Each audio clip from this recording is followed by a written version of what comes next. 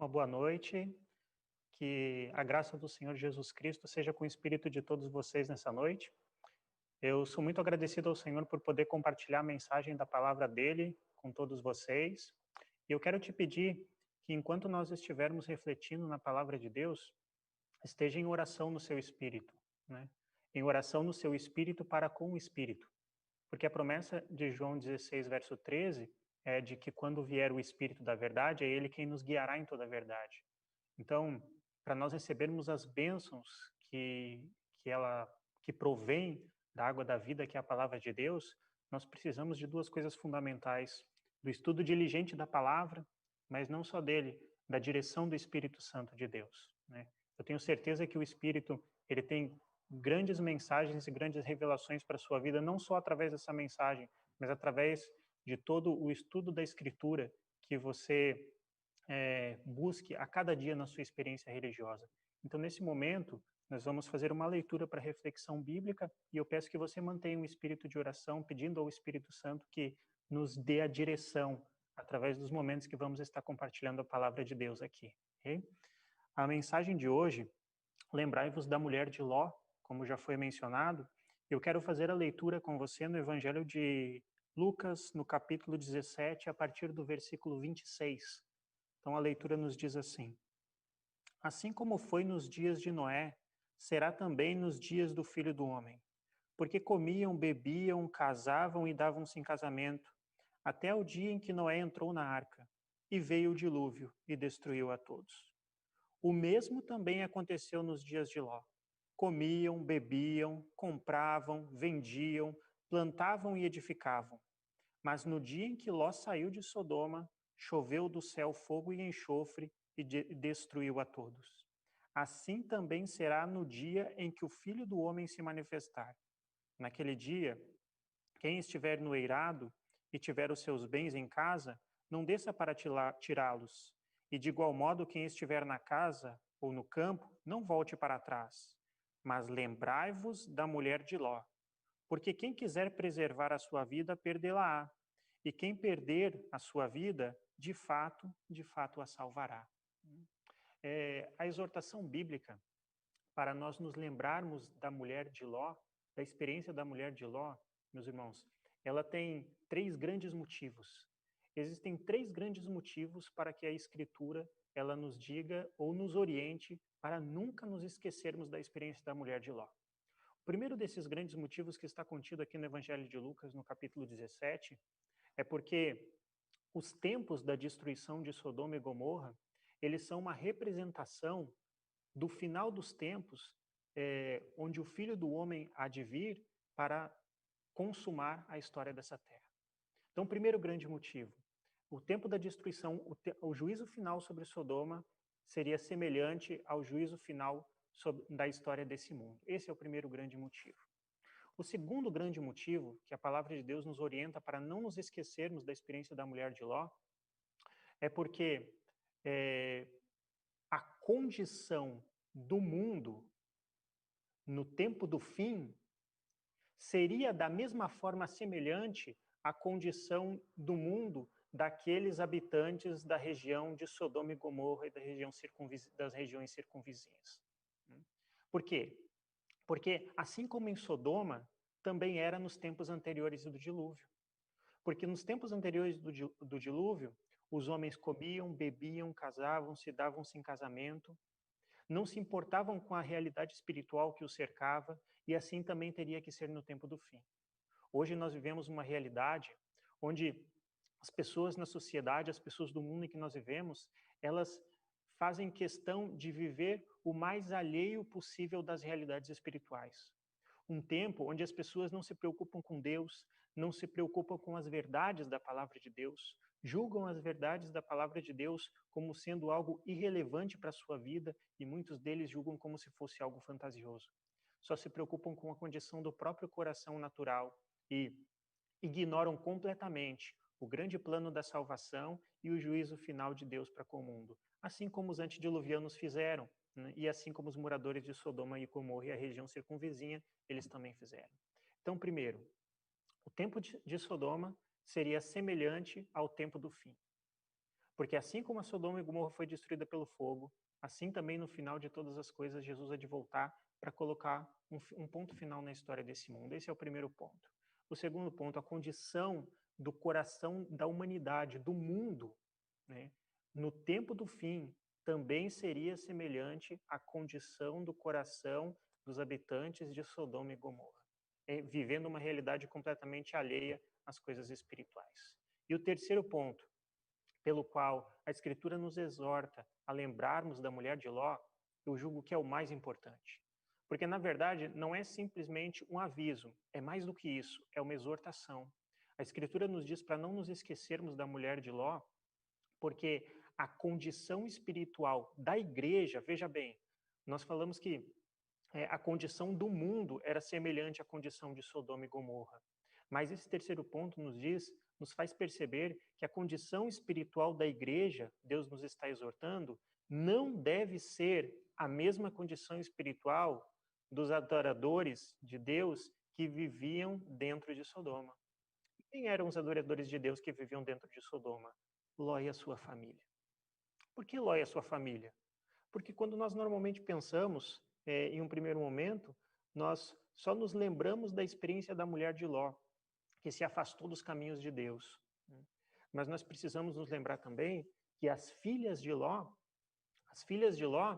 elas saíram de Sodoma, mas levaram os costumes, os hábitos de Sodoma dentro do seu coração. E não só as filhas, nós precisamos nos lembrar também da experiência de Ló. Porque Ló foi quem deu o primeiro grande passo. Ló foi quem deu o primeiro grande passo.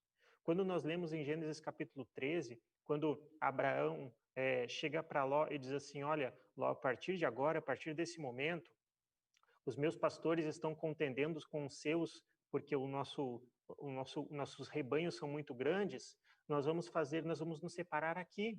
Se eu for para a direita, você vai para a esquerda, e se eu for para a esquerda, você vai para a direita. O texto bíblico, em Gênesis capítulo 13, diz que Ló, ele olhou para as campinas de Sodoma.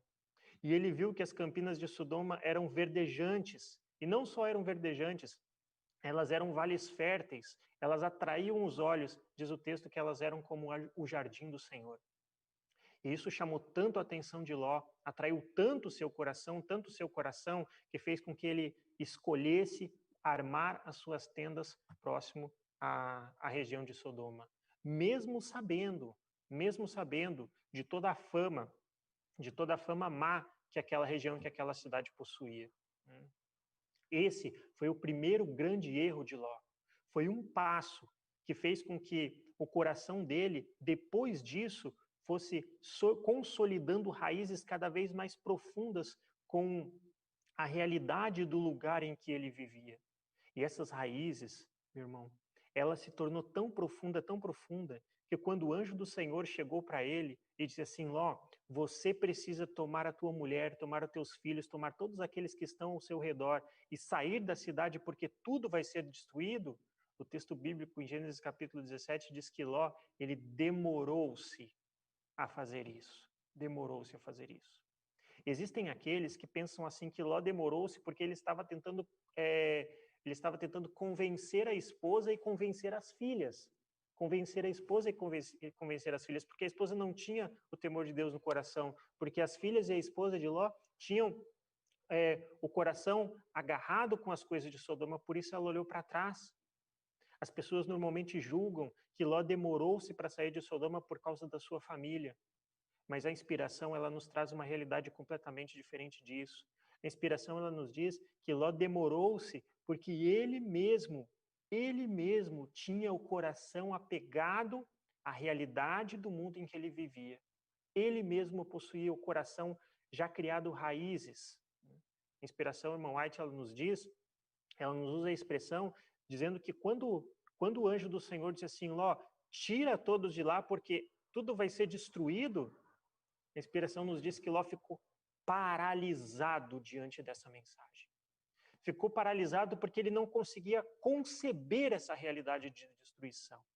Ló sabia da impiedade de Sodoma, Sabia tanto que quando os mensageiros do Senhor, eles entraram na cidade, quando Ló viu os mensageiros diante da praia, disse assim, olha, venham e fiquem na minha casa, porque se vocês ficarem aqui, vai acontecer alguma coisa para vocês, não vai ser seguro para vocês passar a noite da praça, porque eu conheço essa cidade, eu conheço o mal que tem no coração dessas pessoas.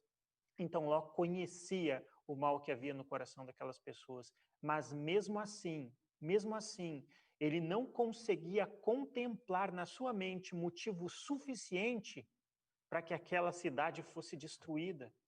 E veja só, né? Veja só, porque ainda lá no livro de Gênesis, no capítulo 17, quando nos fala sobre essa realidade da destruição de Sodoma, nos diz lá que quando Ló e aqueles mensageiros celestiais entraram dentro da sua casa, os homens da cidade cercaram a casa à noitinha, diz Gênesis capítulo 19, versículo 5, eles cercaram a casa à noitinha, forçaram para tentar entrar e disseram a Ló, olha, traze-nos estes homens para fora para que nós abusemos deles.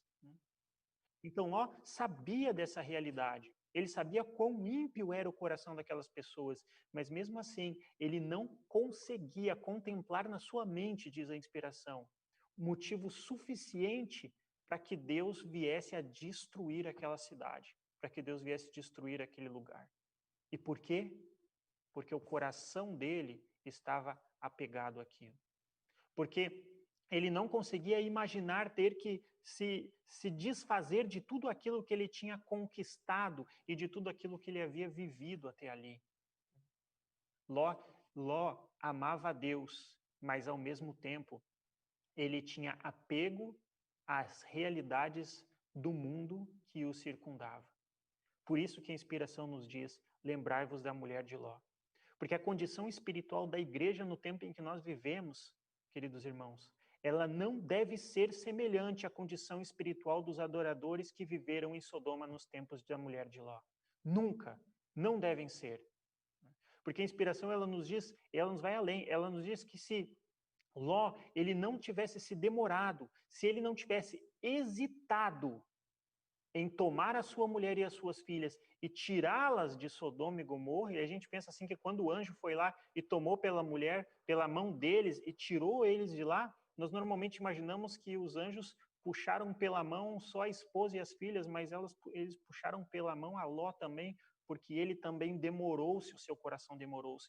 E se Ló não tivesse hesitado, se ele tivesse tido uma posição firme ao chegar para a esposa e para as filhas e dizer, nós vamos sair porque o anjo vai destruir e esse não é o nosso lugar, está escrito que Ló não teria perdido a sua família. Ele não teria perdido a sua família. É dessa forma, querido amigo, querido irmão, que o pecado ele age na nossa vida. Porque o pecado, ele é astuto, ele é sorrateiro e ele age de forma terrível no nosso coração. Porque ele coloca dentro do nosso coração o engano, a dissimulação. Ele nos diz que o pecado é prazeroso e que ao mesmo tempo que ele atrai os olhos, como atraiu a Ló quando olhou para as campinas verdejantes de Sodoma, ele diz, você pode armar as suas tendas o mais perto possível da divisa do pecado. Você pode armar as suas tendas o mais próximo possível dele, para poder usufruir dos seus benefícios, sem ser contaminado com aquilo de mal que ele tem para oferecer para a sua vida. Mas isso é pura ilusão, pura ilusão. Porque Ló armou as suas tendas nos limites de Sodoma, mas quando ele se deu por conta, ele já estava dentro da cidade, vivendo a realidade das pessoas que estavam ali. E isso é um grande perigo, é um grande perigo. Porque ao mesmo tempo que nós imaginamos no nosso coração que quando provamos do pecado, nós podemos provar dele, e do mesmo jeito que fazemos a escolha de provar do pecado, nós também depois podemos fazer a escolha de abandonar esse pecado, sem ter nenhuma consequência em relação a isso. Esta é uma noção, é um senso, que é o próprio pecado que coloca em nosso coração. Porque ele não nos faz perceber a realidade de que ao mesmo tempo em que nós fazemos a escolha de provar do pecado, nós estamos junto conosco muitas vezes levando pessoas que são influenciadas por nós a fazer a mesma escolha que nós. E é fácil eu escolher provar do pecado. E quando eu faço essa escolha, levar outras pessoas comigo. Mas quando eu desejo voltar um passo atrás, e quando eu desejo abandonar o pecado, eu nunca vou conseguir fazer a mesma escolha por aquelas pessoas que eu levei comigo. Eu já contemplei a experiência de muitas pessoas que perderam a família, perderam pessoas queridas para o mundo por causa de uma única escolha que eles fizeram. E é assim que o pecado ele age. Foi assim que agiu com a família de Ló. Agiu de tal forma, que quando o anjo tomou a sua família e os tirou de Sodoma, e os tirou de lá de dentro, e eles estavam trilhando o caminho da saída da cidade, a mulher de Ló olhou para trás e tornou-se uma estátua de sal. Veja só que realidade triste. Veja a realidade de uma pessoa que estava andando no caminho da salvação, andando no caminho da segurança, mas que mesmo assim acabou sendo destruída porque olhou para trás. O que essa realidade nos ensina? Ela nos ensina que não é o suficiente, querido irmão.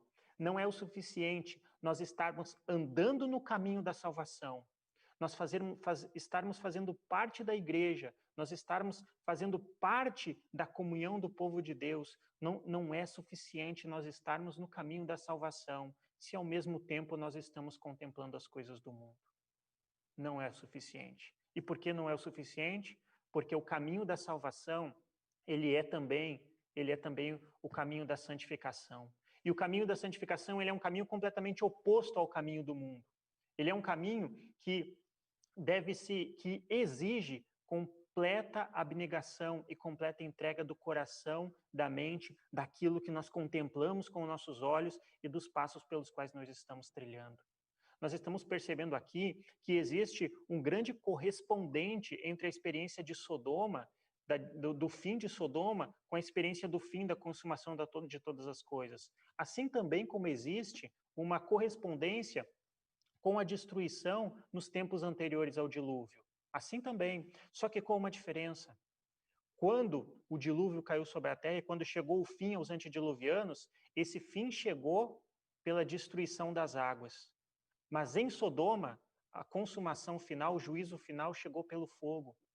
E as profecias bíblicas, os ensinos bíblicos nos dizem que da mesma forma como foi que aconteceu com Sodoma, assim também vai acontecer no tempo do fim. Na segunda carta de Pedro, no capítulo 3 e no versículo 10, nos diz assim: Virá, entretanto, como ladrão o dia do Senhor, no qual os céus passarão com estrepidoso estrondo, e os elementos se desfarão abrasados, e também a terra e as obras que nela existem serão atingidas. E como deve estar a condição do povo de Deus? Como deve estar a condição espiritual da igreja no tempo em que isso tudo acontecer? O versículo 11 responde: Visto que todas estas coisas hão de ser assim desfeitas, deveis ser tais como aqueles que vivem em santo procedimento e em piedade. E o verso 12: Esperando e apressando a vinda do dia de Deus, por causa do qual os céus incendiados serão desfeitos e os elementos abrasados, eles se derreterão. Nós, porém, segundo a sua promessa, esperamos novo céu e nova terra, nos quais habita a justiça, diz o verso 13. Nós vivemos em um mundo em que não há justiça. Nós vivemos em um mundo em que não há temor. Nós vivemos em um mundo em que não há amor. Por isso o apóstolo João, na primeira carta dele, no capítulo 2, nos diz: não ame o mundo, não ame as coisas que no mundo há. Porque tudo que existe no mundo, tudo. Então, o mundo ele não tem nada para oferecer para mim e ele não tem nada para oferecer para você. Nós temos que ter isso em mente para nunca olharmos para o lado como fez a mulher de Ló. O mundo não tem nada para nos oferecer. A concupiscência do mundo, a soberba da vida, a concupiscência dos olhos, ele não tem nada para nos oferecer. Por quê? Porque o mundo passa e a sua concupiscência, mas aquele que faz a vontade de Deus, esse é aquele que permanece para sempre. Porque a realidade espiritual, ela é eterna. A realidade temporal, ela é passageira. Os habitantes de Sodoma, eles julgavam, assim como a mulher de Ló, que estavam seguros e que aquela era uma realidade que nunca teria fim, mas ela chegou ao fim. e aquela que estava no caminho da salvação, mas ao mesmo tempo contemplando as coisas do mundo, acabou perdendo aquilo através do qual ela estava almejando alcançar. Por quê? Porque o caminho da salvação é também o caminho da santificação. E o caminho da santificação é sempre um caminho completamente oposto ao caminho do mundo. O que eu e você, então, precisamos fazer? Nós precisamos andar em santo procedimento. Nós precisamos voltar a nossa mente única e exclusivamente para as realidades espirituais e fechar os nossos olhos para tudo aquilo que o mundo tem a nos oferecer, porque o galardão no final é certo, a vitória no final é certa, e as realidades eternas, elas são outorgadas àqueles que são os vencedores, que trilham o caminho da salvação sem olhar, sem contemplar as coisas do mundo.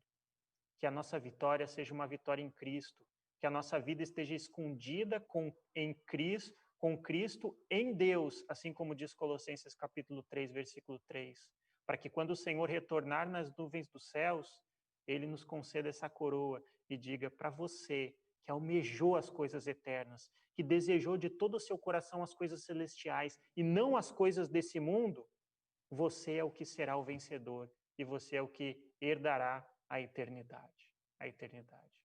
Que esse seja o propósito do nosso coração e que contemplar as coisas celestiais seja o nosso principal objetivo nesta vida e até a eternidade, querido irmão. Eu quero orar por você e quero orar com você nesse momento. Então eu te peço que, para a conclusão dessa mensagem, você feche os seus olhos, volte os seus pensamentos para realidades espirituais e vamos falar com Deus juntos. Querido Deus, diante da Tua presença, Senhor, nós nos colocamos nesse momento em oração, para Te adorar, para Te agradecer por essa realidade espiritual e por esse reino que o Senhor, através de Cristo, abriu a porta para que nós pudéssemos receber. Obrigado pelas coisas eternas, por coisas que o olho nunca contemplou, que nunca subiram ao coração e aos pensamentos do homem, que são com certeza maiores do que tudo aquilo que esse mundo tem para nos oferecer, Senhor. E que o Senhor nos outorga livremente, simplesmente pelo amor que o Senhor tem para com seus filhos. Obrigado por essas maravilhosas promessas. E ajuda-nos como filhos teus a nos apegar a Jesus de todo o nosso coração, a lutar por essas realidades espirituais, por essas vitórias, a trilhar os passos do caminho da salvação e a perseverar no caminho da santificação a cada dia, até o dia de Cristo Jesus, do qual nós almejamos e aguardamos de todo o nosso coração, ouvir dos seus lábios a palavra: bem está, servo bom e fiel, entra no gozo do teu Senhor. Que o Senhor abençoe todo o teu povo, nos fortaleça nessa fé, nos ajude a vencer as tribulações dessa vida e nos conceda a sua paz, em nome de Jesus. Amém.